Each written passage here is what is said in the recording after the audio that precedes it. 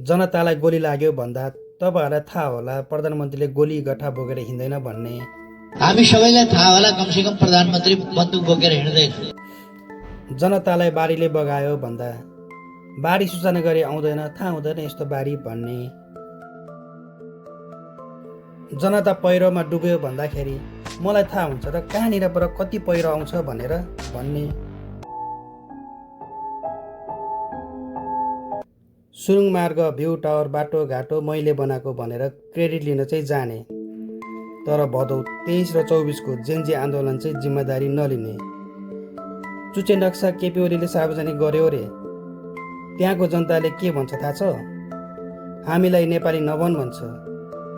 विगत ठाउँ भनेर तिम्रो बाले त्यहाँ चुनाव पनि गराउन सकेको छैन।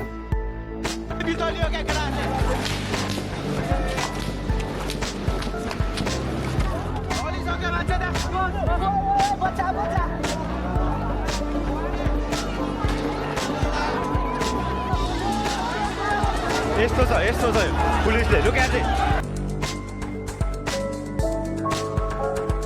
यस्तै कारणले गर्दाखेरि मेरो भोट चाहिँ रासोपालाई, भुटको साथ कम्तीलाई। अझै पनि तपाईँहरू एमाले, काङ्ग्रेस, माओवादी भनेर पछि लाग्नुहुन्छ भने तपाईँहरू मान्छे बन्न सक्नु भएको छैन। मान्छे बन्न अझै धेरै समय लाग्नेछ। जय देश, जय नेपाल।